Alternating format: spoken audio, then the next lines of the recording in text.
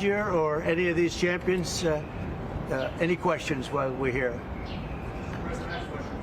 No way. No way they want to ask these guys any questions. No disrespect to these guys, but obviously they want to ask President Trump about China and the markets and everything. Of course, that's the questions they're going to ask. They're going to be like, I don't know who Joey Logano is, and I don't really care. Can you just tell us about China and the markets? Yeah.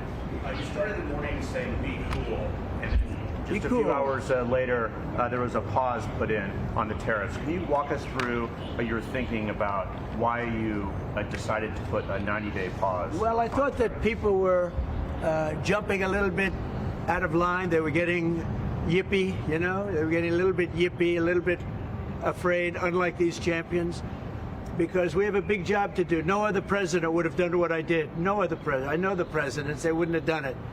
And it had to be done. What was happening to us on trade, not only with, you know, if you look at it, not only with China, but China was by far the biggest abuser in history, and others also, but somebody had to do it. They had to stop because it was not sustainable. Last year, China made $1 trillion off trade with the United States. That's not right. And now I've reversed it. It's for a short period of time, but we made $2 billion. We're making now $2 billion a day. And somebody had to do it. Roger actually said it. Charles Schwab was here a little while ago, one of the great financial people, and he said he's been waiting for 40 years for somebody to do what I did over the last month. And if you didn't do it, you wouldn't have a country. It wouldn't be sustainable. So I'm honored to have done it. And, you know, look, nothing's over yet, but we have a tremendous amount of spirit from other countries, including China. China wants to make a deal. They just don't know how quite to go about it. You know, it's one of those things they don't know how quite. They're proud people. And President Xi's a proud man. I know him very well. And they don't know quite how to go about it, but they'll figure it out. They're in the process of figuring it out, but they want to make a deal. And we have many other countries, as you know, many more than 75, and they all want to come, and they want to come here, or they'll go to Commerce, or they'll go to Treasury. We have our great senators here and congressmen. They'll call John, they'll do somebody, they'll go through somebody, but they're all calling, how do we do this? They all want to make a deal. Somebody had to do what we did, and I did a 90-day pause for the people that didn't retaliate, because I told them if you retaliate, we're going to double it. And that's what I did with China, because they did retaliate. So we'll see how it all works out. I think it's going to work out amazing. I think that our country is going to be at the end of a year or shorter, but I think we're going to have something that nobody would have dreamt possible. A man like Roger Penske, I don't want to get him in trouble with China, so I won't, but he would know that you have to, someday you have to cut the bow and you have to do what you have to do, right, Roger? And that's what I did, and I'm very happy to have done it. Hey, Sean, That I'm not 100% sure. Here's another China clip here. They're just talking about the pause and everything. Let's go. Oh yeah, here comes the press secretary and the secretary of the Treasury. The president's latest statement regarding his America First trade plan. As you all know, the president just put out a statement announcing an additional tariff on China. The tariff on China will now go up to 125%. because China imprudently decided to retaliate against the United States. And as I said at the podium yesterday, when you punch at the United States of America, President Trump is going to punch back harder. In that same vein, we have had more than 75 countries from around the world reach out to President Trump and his team here at the White House to negotiate better trade deals for the American worker. We have been overwhelmed with the amount of requests from countries around the world. I'll let the Secretary speak to that. We will continue with the tailor-made negotiations that I spoke about yesterday. In the meantime, there will be a 90-day pause on the reciprocal tariffs as these negotiations are ongoing, and the tariff level will be brought down to a universal 10% tariff. The Secretary here has been a huge part of the President's trade team, of course, and will continue to lead these negotiations moving forward to look out for the American worker, which is always President Trump's goal. So I'll kick it over to our great Treasury Secretary, Scott Bessent. Good, thank you. And we saw the successful negotiating strategy that President Trump implemented a week ago today. It has brought more than 75 countries forward to negotiate. It took great courage for him to stay the course until this moment. And what we have ended up with here, as I told everyone a week ago, they are in this very spot. Do not retaliate, and you will be rewarded. So every country in the world who wants to come and negotiate, we are willing to hear you. We're going to go down to a 10% baseline tariff for them, and China will be raised to 125 due to their insistence on escalation. Ed, go ahead. Secretary, thank you for doing this. Let me ask you three quick things, if I could, just for the sake of clarity, because the markets are open and they're wondering. First of all, Mexico and China, are they part of this 10% universal? Well, China, no, China. Mexico and Canada. Mexico and Canada, are they part of the 10%? Yes. Okay. Second, given then that you have the rest of the world essentially calling it, it's not China, is this now just all about China? Well, it's about bad actors, and what we will see is some of the very early countries are China's neighbors.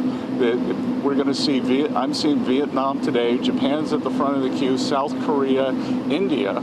So we will see. And as I've repeatedly said, and President Trump has been saying it for years, China is the most imbalanced economy in the history of the modern world, and they are the biggest source of the U.S. trade problems. And indeed, they are problems for the rest of the world, because what we've seen is that as the U.S. announced the tariff wall last week, many of those goods have already started flooding into Europe. So as you see it now, this trade war is China versus the rest of the world? Well, I'm not calling it a trade war, but I'm saying that China has escalated, and President Trump responded very courageously to that, and we are going to work on a solution with our trading partners. If I could just, excuse me, Raquel, if I could just add to what the Secretary said. Many of you in the media clearly missed the art of the deal. You clearly failed to see what President Trump is doing here. You tried to say that the rest of the world would be moved closer to China, when in fact we've seen the opposite effect. The entire world is calling the United States of America, not China, because they need our markets, they need our consumers, and they need this president in the Oval Office to talk to them. And that's exactly why more than 75 countries have called, because the United States of America is the best place in the world to do business. And as the president has shown great courage, as the secretary has said, in choosing to retaliate against China even higher. Elena, go ahead. Hi, thank you, Treasury Secretary Bessent. Can you explain more of the decision making on what feels like a reversal here? I mean, just these went into effect less than 15 hours ago, these tariffs. Why the pause now? What led to that? No, again, President Trump created maximum negotiating leverage for himself, and which tariffs went into effect 15 hours ago? The ones that we have lowered went into effect a week ago. They were announced a week ago, and we have just been overwhelmed by the response from mostly our allies who want to come and negotiate in good faith. So we are expecting them to come with their best deal. As I said a week ago today, don't retaliate, hold your ground, let's see what happens. And China, they kept escalating, and now they have 125% tariffs that will be effective immediately. Mr. Secretary. Yeah, it seems like a lot of the media, well, they probably don't get it, but also they're incentivized not to get it. Like seeing like this is a reversal. I saw somebody in the congressional hearing today. I don't know if I'll find the clip, but he was saying, he's like, Trump blinked, and he's like saying that Trump gave in by doing this whole thing. And they're just not understanding what this is causing throughout the world. The fact that all the countries are calling, like Trump just put everything into his court, right? And now China's just the odd one out. And what's getting set up eventually, because what's going to happen next if this keeps going on, is Trump is not going to want it the same way he had something set up with Venezuelan oil, where if you were buying their oil, you either got a heavier tax or you couldn't do business with the U.S. I forget what he actually said. He's probably going to end up doing something like that to China if they keep this up. And all what China's doing, and this is the thing that people don't get as well, what China's doing right now is forcing the U.S., forcing the people who are the doers, who are the business builders, the people who see opportunity to start building everything that China does, start building it in America. There is space for it. There's a want for it. People want to work. People want the jobs. It'll be great for the economy. It'll be great for communities. They just don't see it. So China's doing what they're doing, but all that's doing is for Trump even talked about it. He's like, we're going to have pharmaceuticals made here. Obviously, take it out of their hands. So whatever they're doing right now with their retaliation has no effect.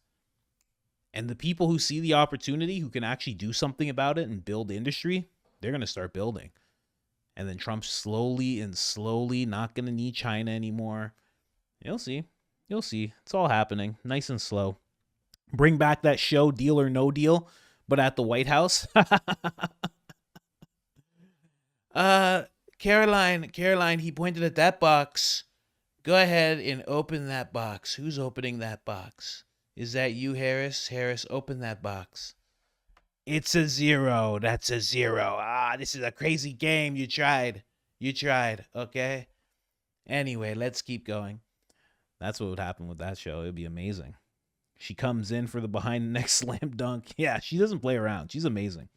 Although the tax revenue has been suspended, the U.S. Treasury bonds are being sold off in large quantities. This is another kind of economic recession, and it is more serious. That's true. That is true. But you have to, with what you're saying, that is true. But you have to look at all the other upside. Like if we just looked at that as the downside, everything else that's the upside, everything that we're seeing play out now, everything with the countries coming forward. You have to remember what you're seeing right now with those being sold off in large quantities is happening right now in the short term. What's going to happen as these countries negotiate and all of this ends up happening, and the businesses or countries or industries that realize that they have to come to America, it's going to offset those things. So people can act like, oh, well, that's just a very serious problem right there. But it's not in the whole landscape of what he's trying to do. Remember, it's not, people think things are just happening. The one goal that Trump has stated and that Elon Musk is working towards with Doge, it's another way of working towards it, is balancing the budget. That's what they're looking to do. They're not looking to do it in a week. They're looking to do it in 2027. So you have to think about what you're seeing now and what this looks like in 2027.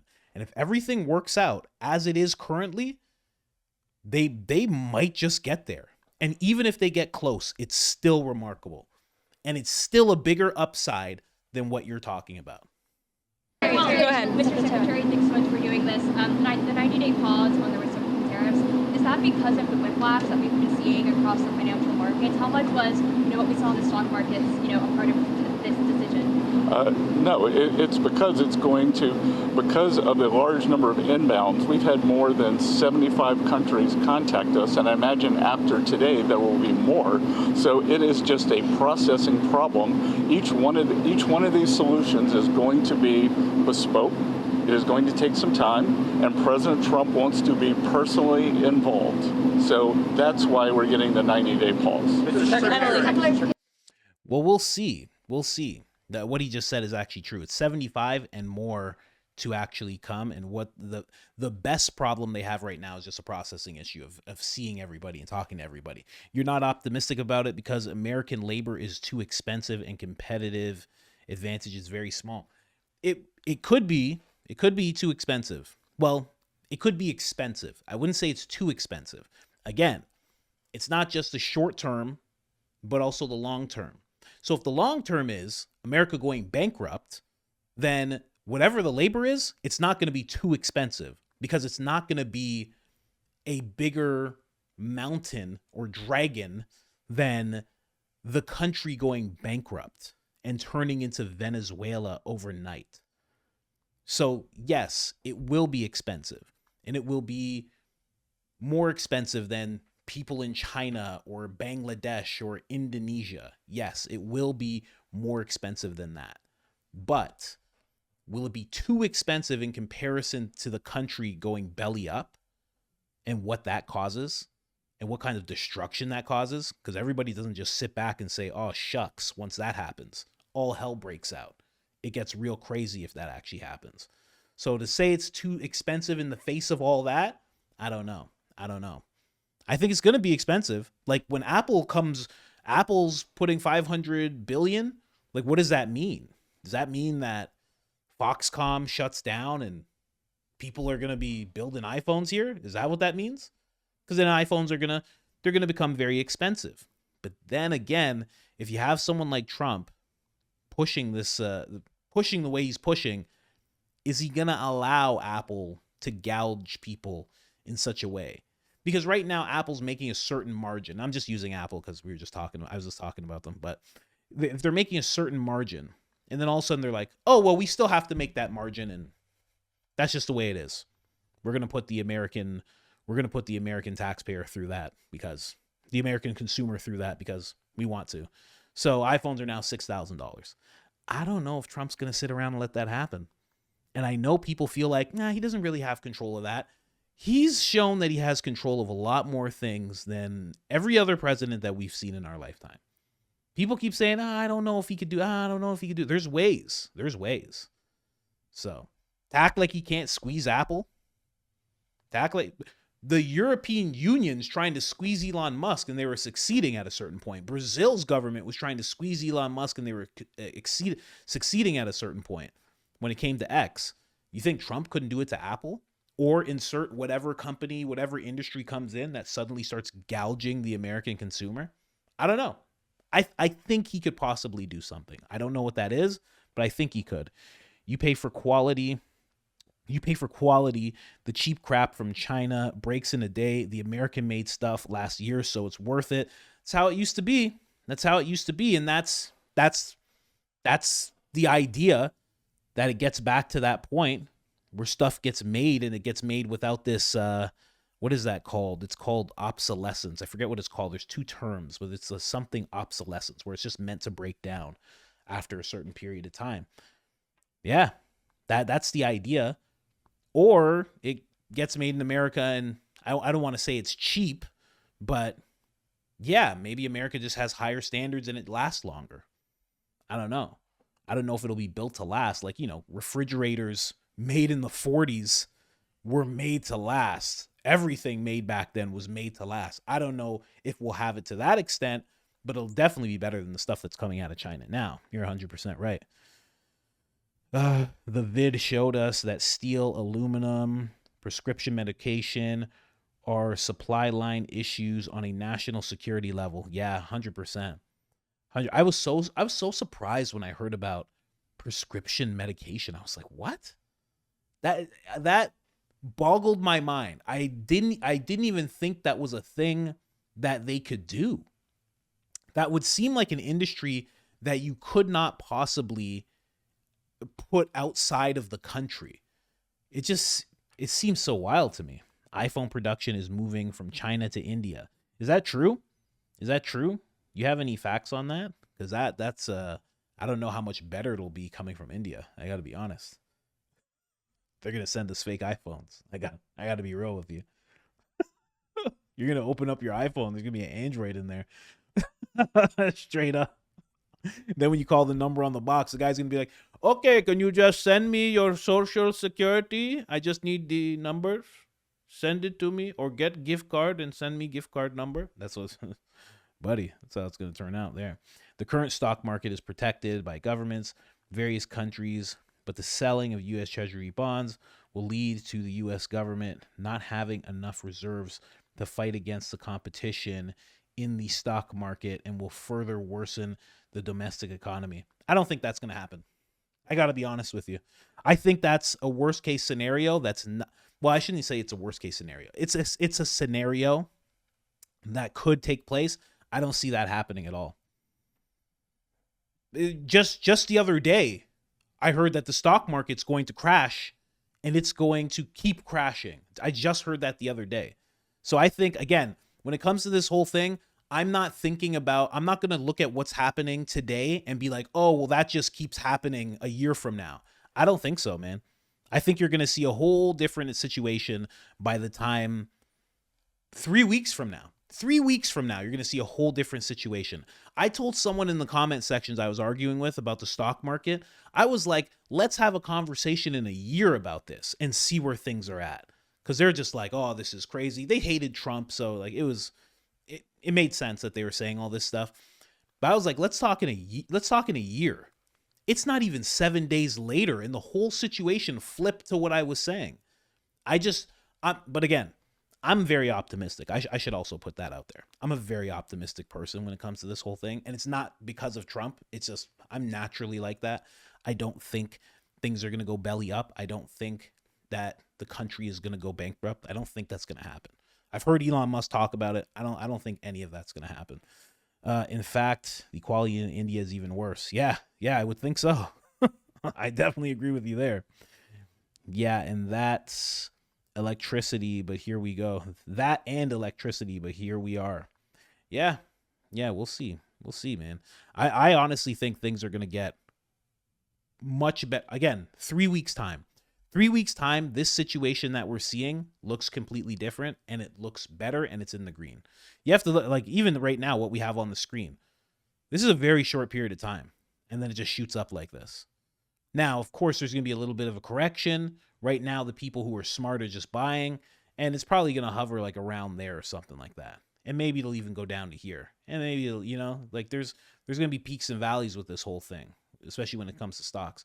But I see this evening out. Today's stock market rise due to government intervention, which will stabilize the stock market situation.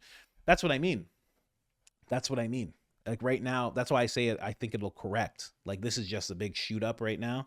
It'll stay there. It's going to come back down probably because there needs to be some kind of correction. But the people who bought all the way down here, they probably sold up here, some of them, and some of them are just going to hold on because whatever they bought will be still in a better position if they bought here. If they're shorting things, if they're longing things, they'll still be in a better position, even if it just goes down right to the middle here, which would be, right now we're seeing 2010 on the screen. If it went down to 1,000, they'd be down here, and they'd still be in such a good position from where they bought around here. So, and yeah, it's intervention to a level, but it's not intervention where the government stepped in and said, we got to fix the stock market. Trump just announced pauses. So you can call that government intervention, but he just announced pauses on the tariffs. And it's only because the people who were willing to negotiate actually came to the table and said, hey, we're here to negotiate. The people who wanted to retaliate went ahead and retaliated.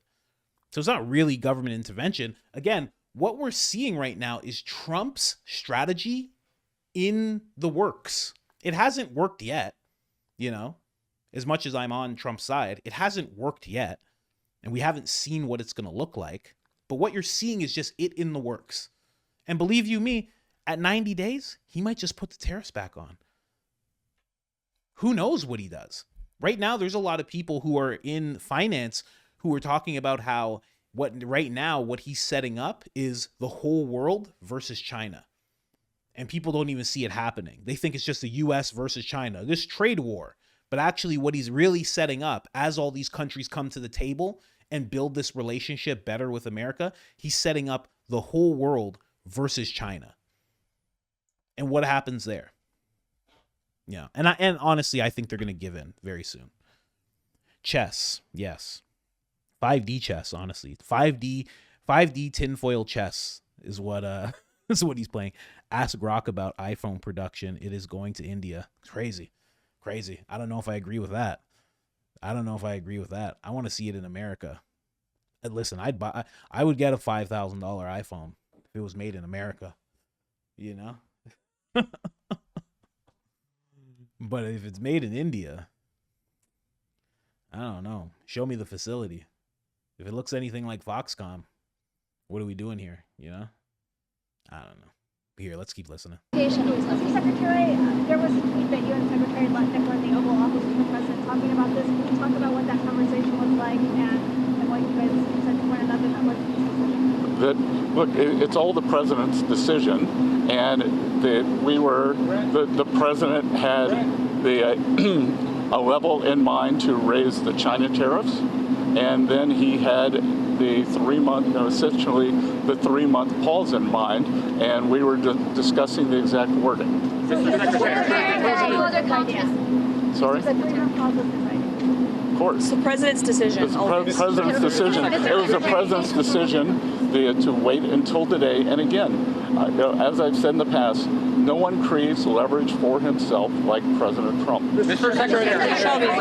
Shelby, go ahead. Mr. Secretary, what does the president... And just to interrupt again, that's a great point.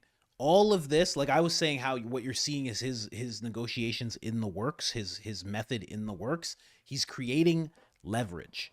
So no matter what you think about what's going on, all this selling off of things, I'm telling you, man, it's all a part of his plan. Will his plan work perfectly? I don't know. But what you're seeing right now is completely by design.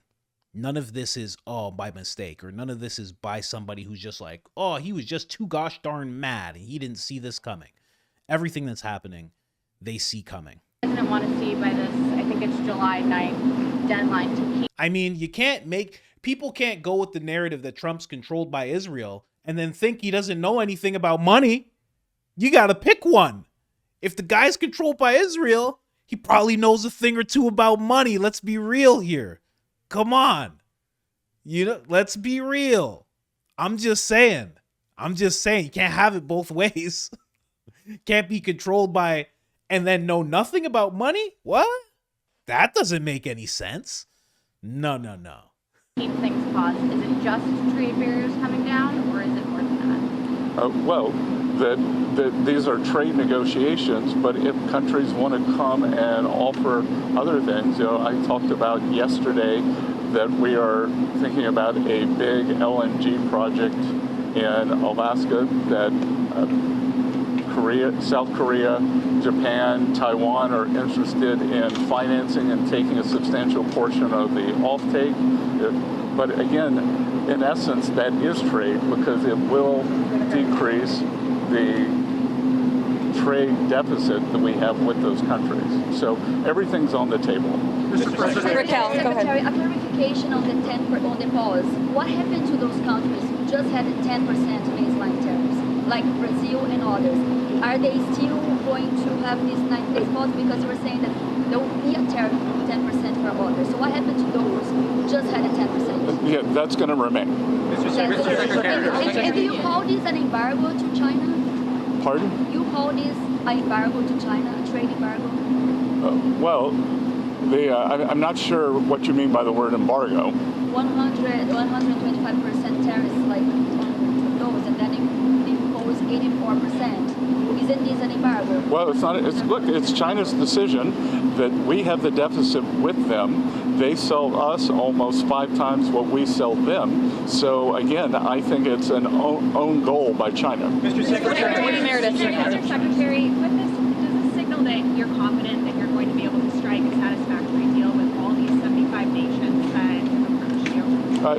It signals that President Trump cares about trade and that we want to negotiate in good faith. And as I said, each one of these is going to be a separate, bespoke negotiation. So we are confident that having seen the other side of where this could go, and it was like I said last week, the market didn't understand. Those were maximum levels. The countries can think about those levels as they come to us to bring down their tariffs, their non-tariff trade barriers. We're going to discuss currency manipulation, subsidy of labor, and industry. Secretary, as far as you, will the pause also apply to the sectoral tariffs that the president has announced, pharma, lumber, anything else? No, it's on the reciprocal. So those will still be coming here soon, right? Mr. Secretary, as far as the negotiations with those 75 Andrea, go ahead. Mr. Secretary, so I want to ask you about what you're doing here. So the market is reacting crazily, right? I haven't seen it. Do you think that this move is going to sort of change and calm down the market reaction? What? Do you think the markets have tanked, right? There's been a lot of volatility in the market, not just in terms of stock markets, but also in terms of bonds. So will this move in your mind, do you anticipate that this is going to calm the markets down? Well, I think what we've seen, I think the willingness by more than 75 countries to come and negotiate, I think now the market understands that everything they saw last Wednesday was a ceiling, and now we have a 10% the temporary floor. And I think the market, my 35 years in the market, I always wanted certainty, so I think we've got more certainty. But Mr. Secretary, Maggie, go ahead. Mr. Secretary, why do people assume this is the last word? The president began this morning saying, be cool. 5 hours later, he announces a new policy. Why will investors in the market assume that this is it? Because, again, as I said, we've given 90 days, and the only certainty we can provide is that the U.S. is going to negotiate in good faith, and we assume that our allies will too. And in terms of certainty, we will see what China does. But what I'm certain of is that what China is doing will affect their economy much more than it will ours, because they have an export-driven, flood the world with cheap export models, and the rest of the world now understands, because when we put up our tariff wall, those exports were already flowing to the rest of the G7 and to the global south. And you think Mr. Secretary, how much of this decision was driven by the bond market cratering overnight? What is happening with bonds? Is China selling their bonds? I have nothing that says that, and we actually had quite a good 10-year auction today, and all this was, again, this was driven by the president's strategy. He and I had a long talk on Sunday, and this was his strategy all along, and that, you might even say that he goaded China into a bad position. They responded. They have shown themselves to the world to be the bad actors, and we are willing to cooperate with our allies and with our trading partners who did not retaliate. It wasn't a hard message. Don't retaliate. Things will turn out well. What's your message? There you go, man. There you go. Very interesting. And it seems like they are actually in a bad position, China. Now, this is somebody who is in China, has contacts in China, obviously Chinese, goes without saying, because when you see him, he'll be Chinese in the video. And this is what he's saying manufacturing is starting to look like in China. 没人都说我造谣，造屁的谣啊！ So Trump's tariffs of 104% just hit China effective as we speak. Now, Chinese factories have already released notice to their employees that they're going to be shutting down for a holiday, but they will get some compensations, like very little. But the thing is, it seems manufacturing is going to slow down quite a lot in China. And this is way more devastating for the Chinese economy than it is for the United States. And China is retaliating by boosting the reciprocal tariffs up to 84% to match that of the United States. But they don't care about the livelihoods of the Chinese people, right? But in the end, here's what I'm trying to say is that Trump Thanos'd on the Chinese manufacturing, and we already have videos to show it. 拆床，没人。 Thanos. He Thanos'd. All I want is balance. And he snapped his fingers. Yeah. That's the way it happens sometimes. I want to read one of these things that he showed, though. 都说我造谣，造屁的谣啊！ So Trump's tariffs of 104% just hit China effective as we speak. Now, Chinese factories have already released notice to their employees that they're going to be shutting down for a holiday. All employees due to the introduction of new tariff policy. Blah, blah, blah, okay. From April 9th to April 13th. It'll be a 5-day holiday. Departments should clean up before they leave. And the rest of it you can't read. Holiday, but they will get some compensations, like very little. But the thing is, it seems manufacturing is going to slow down quite a lot in China. And this is way more devastating for the Chinese economy than it is for the United States. And China is retaliating by boosting the reciprocal tariffs up to 84% to match that of the United States. But they don't care about the... Oh, shoot. 拆床，没人，都说我造谣，造屁的谣啊！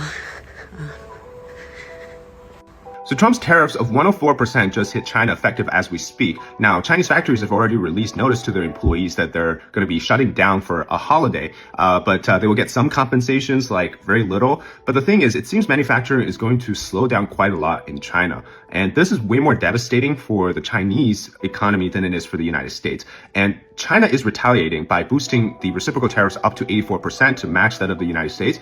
But they don't care. I just wanted to read that. Hollow used commerce shut down. Furniture factory just took holiday.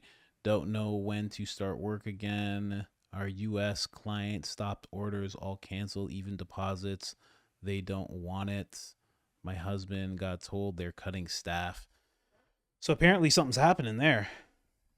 Not me placing a new order on Temu today.